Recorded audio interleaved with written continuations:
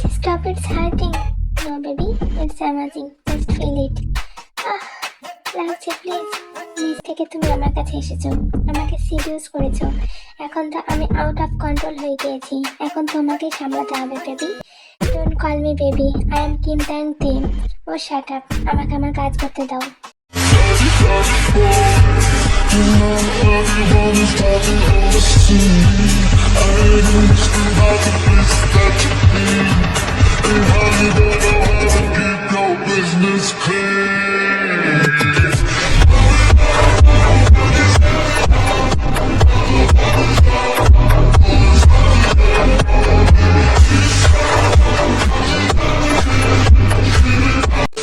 সকালবেলায় তের ঘুম ভাঙতে তৎক্ষণাৎ শোয়া থেকে উঠে বসে, আশেপাশে তাকে দেখতে লাগে। এটা আমি কোথায়? হ্যাঁ, আমার পোশাক কোথায়? নিশ্চয়ই এটা খুঁজছো। তে কারো গলার আওয়াজ শুনে তৎক্ষণাৎ সেই দিকে তাকিয়ে দেখে সামনে একজন অত্যন্ত সুদর্শন পুরুষ দাঁড়িয়ে আছে। অবশ্য তে লোকটাকে কোনোদিন সামনে থেকে না দেখলেও খুব ভালোভাবেই চেনে, কারণ ইনি হচ্ছেন বিজনেস আইকন জিওন জাঙ্গুক। পুরো ওয়ার্ল্ডের বেশিরভাগ মেয়েদের ক্রাশ। প্রত্যেকটা মেয়ে চায় জিওন জাঙ্গুককে একবার হলেও ছুঁয়ে বা কাছ থেকে দেখবে। মেয়েরা তাকে দেখলে নিজের ভাষা হারিয়ে ফেলে। ঠিক তেমনটাই তের সাথে হয়েছে। হঠাৎ জিওন জাঙ্গুককে তার সামনে দেখে মুখটা হা হয়ে গিয়েছে। এর আগে তে পত্রিকা বা টিভিতে দেখে এসেছে, কিন্তু পরক্ষণে তের নিজের পরিস্থিতি মনে হতেই জোরে চিৎকার করে ওঠে। জাঙ্গুক তের চিৎকার শুনে তৎক্ষণাৎ তের কাছে এগিয়ে গিয়ে তের মুখটা চেপে ধরে। এই, এমন রাক্ষসের মতো চেঁচাচ্ছ কেন? তে চোখ মোটা মোটা করে জাঙ্গুকের দিকে তাকিয়ে আছে। আমি হাত সরাচ্ছি, এবার যদি চিৎকার করো তাহলে বেলকনি থেকে টুপ করে ফেলে দেবো। জাঙ্গুক আস্তে আস্তে তের মুখ থেকে হাত সরাতে তে ঝড়ের গতিতে বলতে শুরু করে। আপনার এত বড় সাহস! আপনি একজন মেয়ের রুমে তার পারমিশন ছাড়া প্রবেশ করেছেন।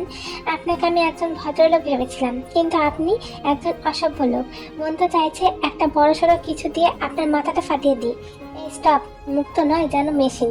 ভালো করে তাকিয়ে দেখো, তুমি নিজে আমার রুমে এসেছো। আর তোমার কি কাল রাতের কোনো কথাই মনে নেই? তুমি নিজে আমার রুমে এসেছিলে।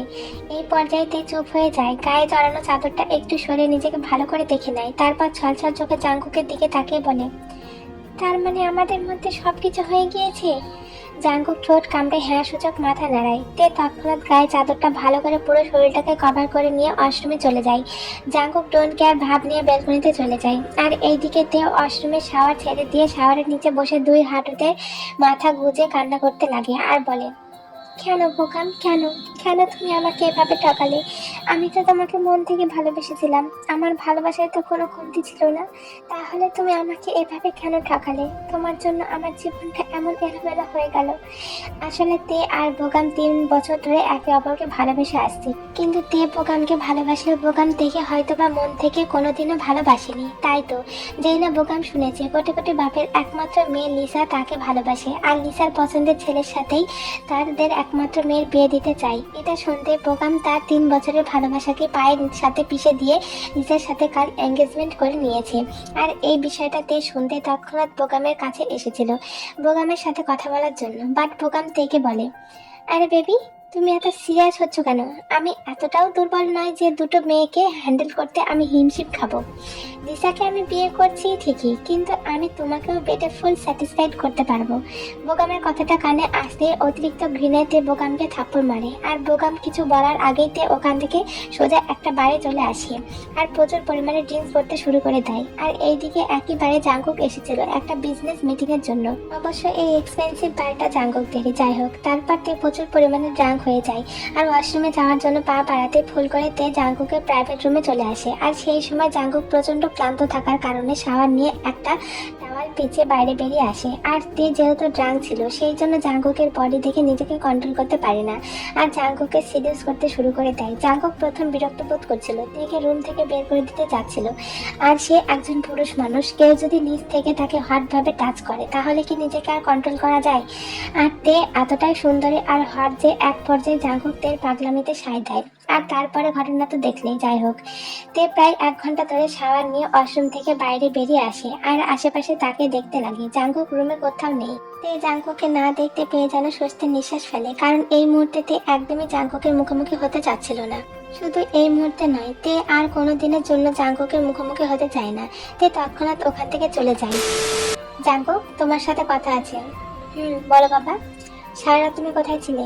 তুমি কি ভুলে গিয়েছিলে কাল তোমার আদরের বোন তোমার সাথে লাঞ্চ করার জন্য অপেক্ষা করছিল? এই কথাটা শুনতে জাঙ্কুকের চোখের সামনে তের মায়াবী মুখখানা ভেসে ওঠে। জাঙ্কুক বিরক্ত, প্রচুর পরিমাণে বিরক্ত। এই একটা পুচকি মেয়ে যে কিনা জাঙ্কুকের শিরা উপশিরায় একদম বাজেভাবে গেঁথে গিয়েছে। জাঙ্কুক তো এই 28 বছর বয়সে কত মেয়ে দেখেছে, কই এখন পর্যন্ত কোনো মেয়ের প্রতি তার এমন ফিল হয়নি। তাহলে কি মেয়েটার সাথে এতটা ক্লোজ হওয়ার জন্য জাঙ্কুক তাকে ভুলতে পারছে না? উফ, না আর না। এবার এই মেয়েটা জাঙ্কুককে পাগল বানিয়ে ফেলবে। জাঙ্কুক নিজেকে শান্ত করে বলে, সরি বাবা, আসলে কাল একটা ইম্পর্টেন্ট কাজ ছিল, সেই জন্যই আসতে পারিনি। তোমার বোনের চেয়ে তোমার কাছে তোমার কাজটা বড় হয়ে গেল বাবা, প্লিজ। উফ, আমি জিমিনের কাছে যাচ্ছি। এই বলে জাঙ্কুক ওখান থেকে চলে যায়। আরেন ছেলে যাওয়ার দিকে তাকিয়ে একটু দীর্ঘ নিঃশ্বাস ছাড়ে। Jimin, you don't talk to me, okay? ওরে বাবা, আমার পুচকিটা আমার উপরে রাগ করেছে? আই এম নট পুচকি। হ্যাঁ, আমার পুচকিটা তো এখন বড় হয়ে গিয়েছে। জিমিন, কথা বলবি না? জিমিন মুখ ফুলিয়ে অন্যদিকে তাকিয়ে থাকে, জাঙ্কুকের সাথে কোনো কথাই বলে না।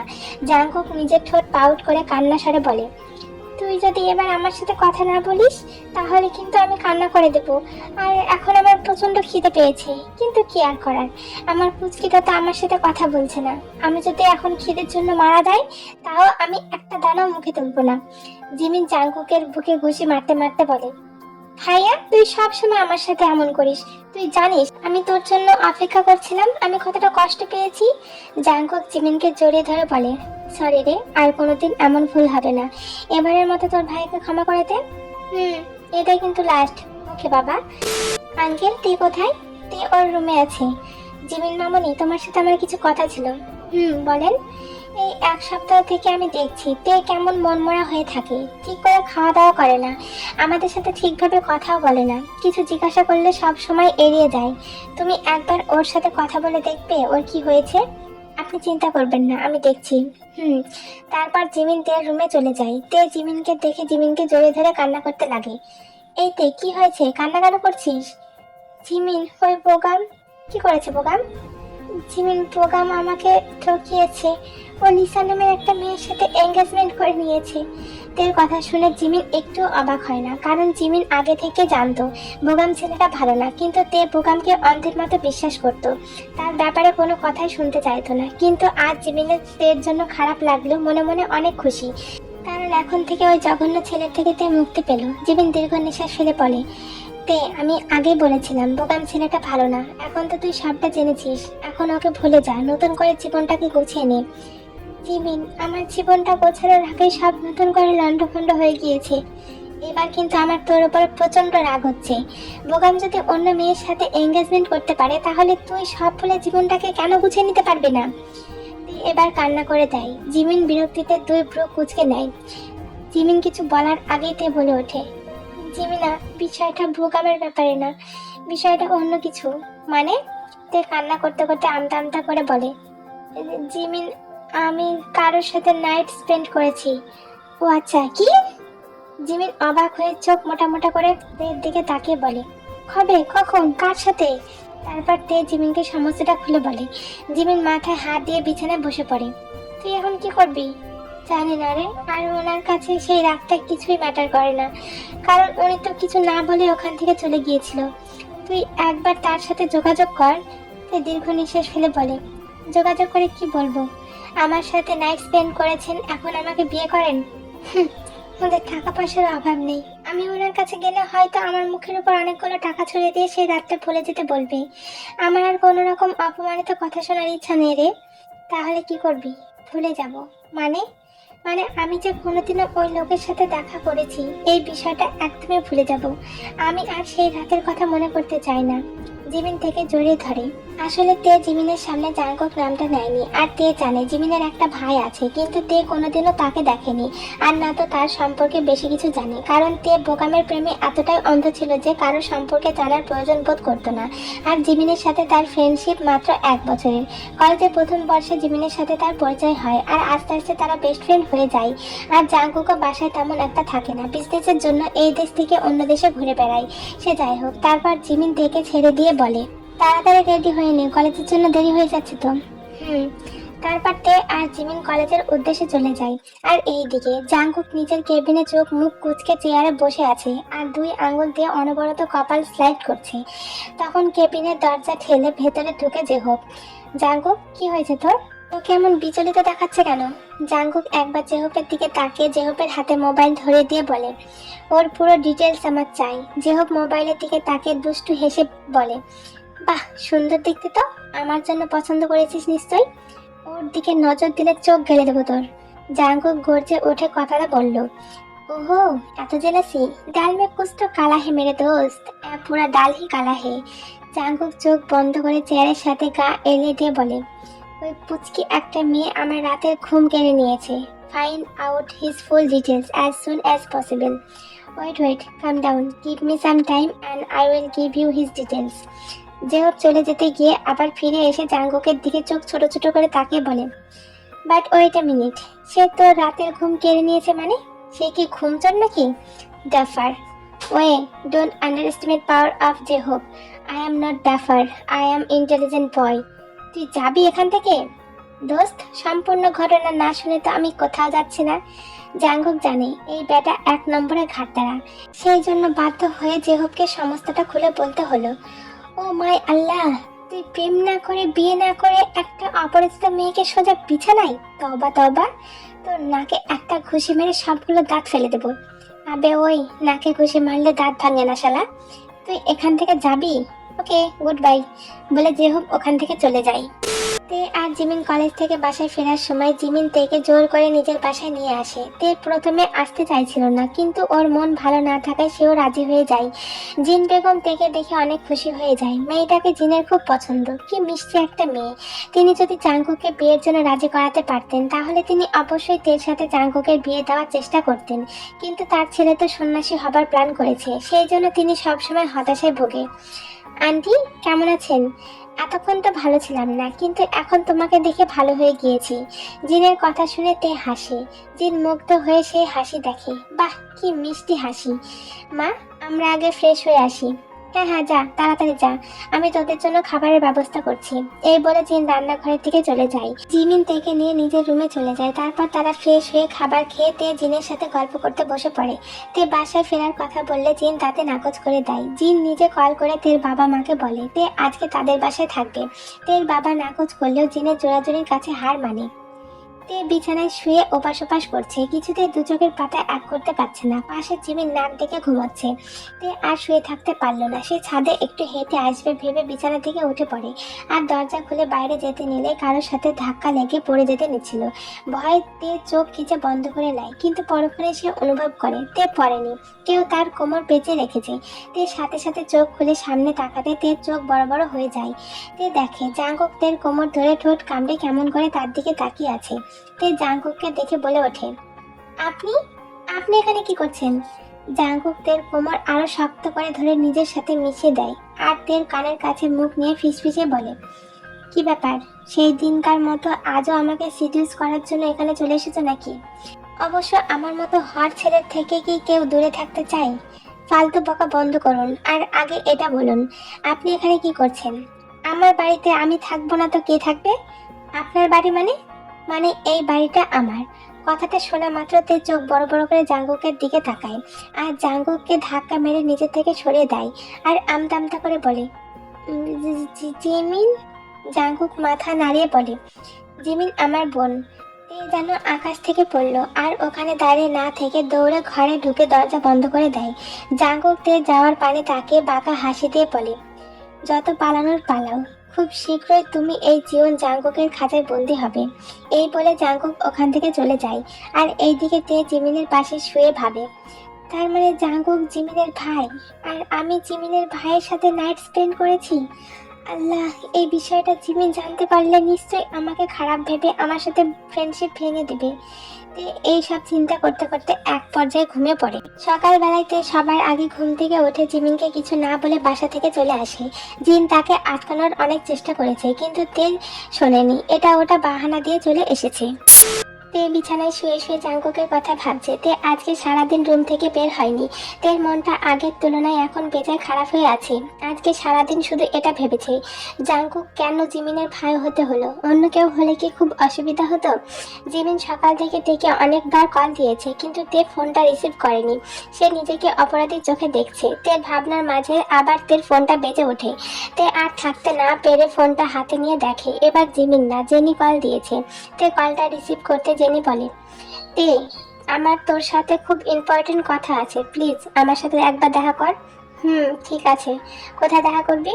থ্যাংক ইউ তে, আমি তোকে অ্যাড্রেস সেন্ড করছি, তুই চলে আয়। ঠিক আছে, এই বলে তে রেডি হয়ে জেনে দেওয়া অ্যাড্রেসে চলে যায়।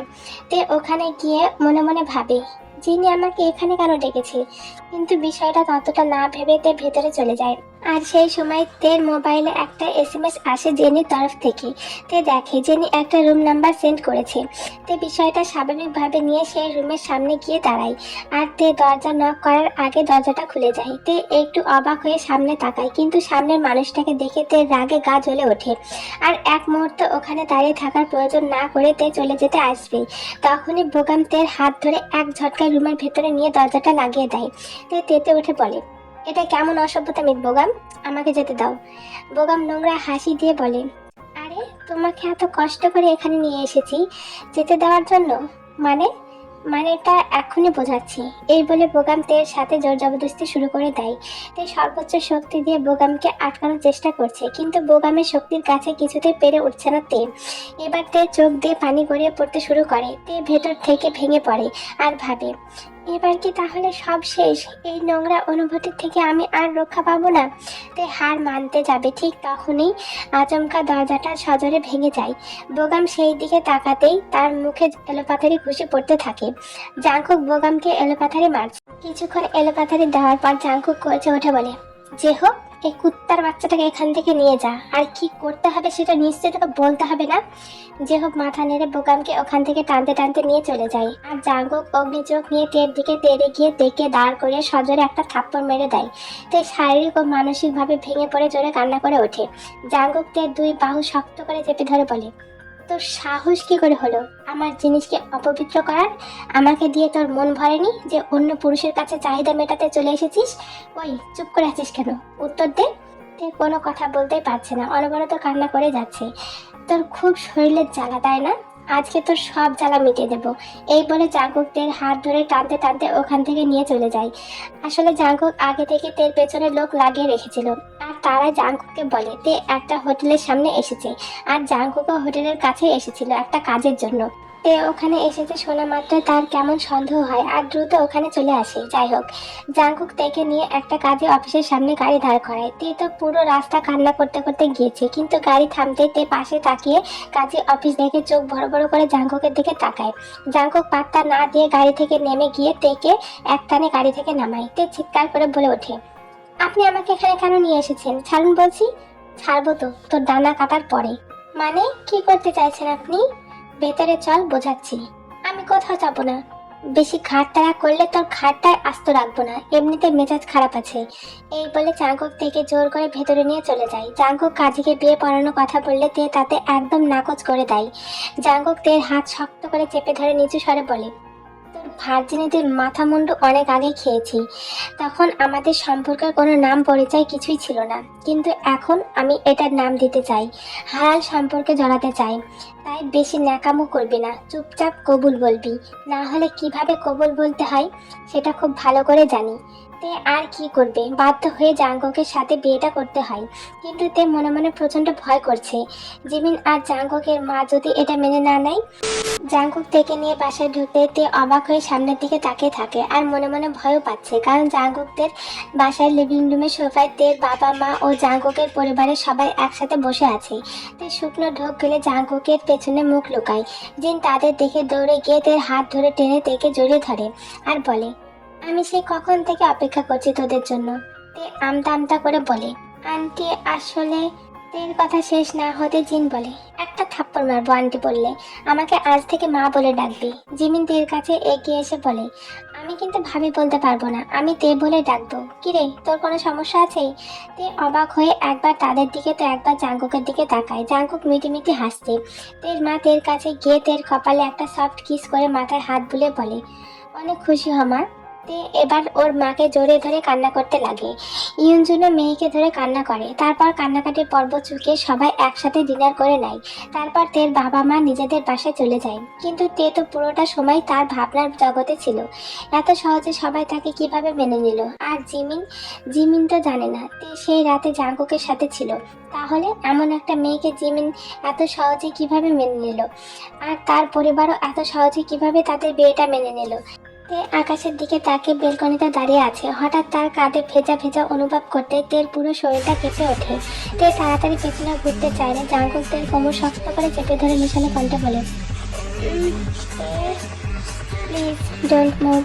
তে শক্ত করে চোখ বন্ধ করে নেয়। জাঙ্কুক তের ঘাড়ে সফট সফট কিস করতে থাকে। জাঙ্কুক যেন পুরোপুরি তের মধ্যে ডুবে যাচ্ছে। জাঙ্কুকের অবাধ্য হাত ওপরে উঠতে তে ফট করে বলে ওঠে, আমি আপনাকে ভালোবাসি না। আর এই বিয়েটা মা। কথাটা সম্পন্ন করতে না দিয়ে জাঙ্কুক এক ঝটকায় নিজের দিকে ঘুরিয়ে দিয়ে ঠোঁটে রুডলি কিস করতে শুরু করে দেয়। সে ছটফট করতে শুরু করে আর নিজেকে ছাড়ানোর চেষ্টা করে। জাঙ্কুক তের ঠোঁটে বাইট করে দেয়। সে হালকা গড়িয়ে ওঠে। জাঙ্কুক তের ঠোঁটে ঠোঁট রেখেই বলে, একদম আমাকে ডিস্টার্ব করবে না, না হলে তোমার এই গোলাপের পাপড়ির মতো ঠোঁট জোড়া কামড়ে ছিঁড়ে ফেলবো। জাঙ্কুকের কথা শুনেতে একদম চুপ হয়ে যায়। জাঙ্কুক তার বিয়ে করা স্বামী, আর তারা তো বিয়ের আগে সব করে ফেলেছে। আর এখন তো তার ওপর জাঙ্কুকের সম্পূর্ণ অধিকার আছে। সেই জন্য তেও জাঙ্কুকের কাছে সাই দেয়। জাঙ্কুকের প্রতিটা ছোঁয়ায় তে কেঁপে কেঁপে উঠছে। আজ সব জ্ঞানে তে জাঙ্কুককে সম্পূর্ণভাবে ফিল করছে, যা তের কাছে এক অজানা অনুভূতি।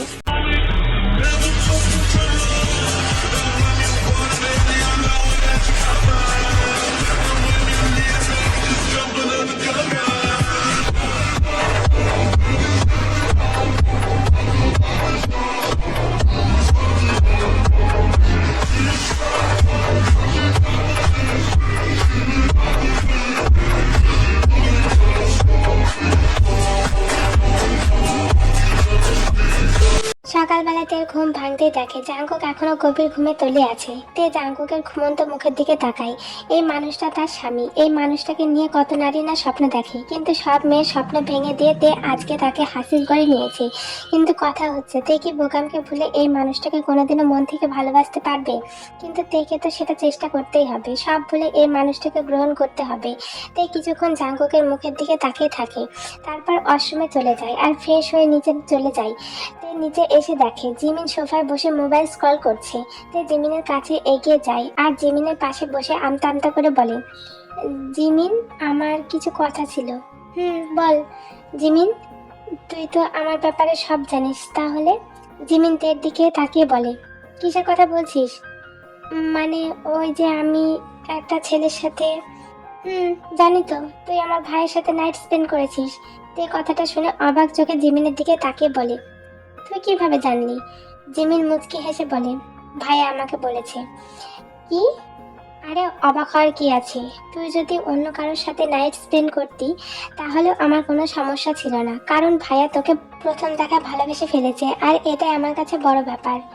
জিমিন জিমিন মুচকি হেসে আবারও বলে, তুই চলে যাওয়ার পর ভাইয়া আব্বু আম্মুর সামনে তোকে বিয়ে করবে কথাটা জানাই। আর আব্বু আম্মু তোকে আগে থেকে পছন্দ করতো, সেই জন্য সবাই রাজি হয়ে যায়। কিন্তু আমার মনে হয় ভাইয়াকে একবার তোর কথাটা বলা প্রয়োজন। সেই জন্য ভাইয়াকে সাইডে নিয়ে তোর কথা বলতে ভাইয়া বলে, সেই ছেলেটা নাকি ভাইয়া ছিল। বিশ্বাস কর, কথাটা শুনে আমি এতটাই খুশি হয়ে গিয়েছিলাম, সেটা তোকে বলে বোঝাতে পারবো না। আর তখনই আব্বু তোর পরিবারের সাথে কথা বলে আর সবাই রাজি হয়ে যায়। এই কথাটা বলার জন্য আমি তোকে কল দিচ্ছিলাম, কিন্তু তুই তো ধরলেই না। তে জিমিনকে জড়িয়ে ধরে বলে, সরি জিমিন। জিমিন হেসে বলে, ইটস ওকে। চলে গেছে দিন, মাস, বছর, সময় কারোর জন্য থেমে থাকে না। তের বিয়ে 4টা বছর পার হয়ে গিয়েছে। এর মধ্যে বদলে গিয়েছে অনেক কিছু। জিমিনের বিয়ে হয়ে গিয়েছে তার বয়ফ্রেন্ড সুগার সাথে জিমিনের 6 মাসের বন্ধুত্ব, 1 বছরের প্রেম, তারপর বিয়ে। তারা তাদের সম্পর্ক নিয়ে দিব্যি আছে। জেহপেরও বিয়ে হয়ে গিয়েছে আয়ু নামের মেয়ের সাথে।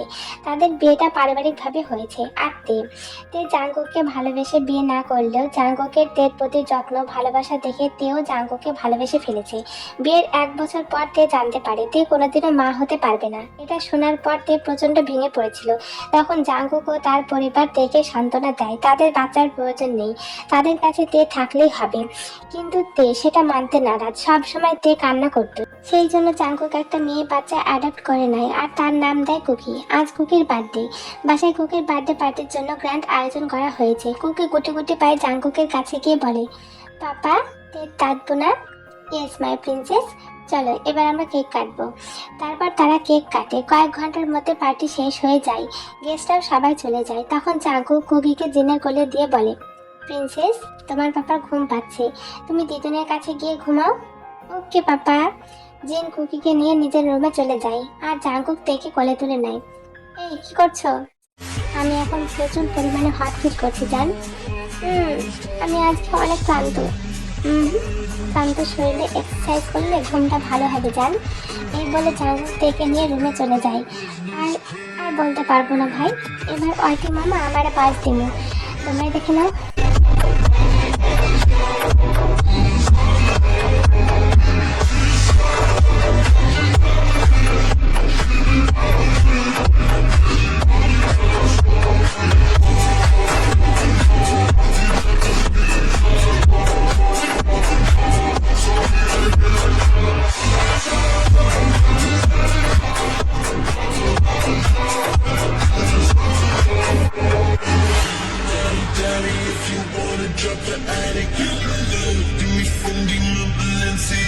Daddy, you can leave the shaggy hair, 'cause you're spending on the day. Welcome,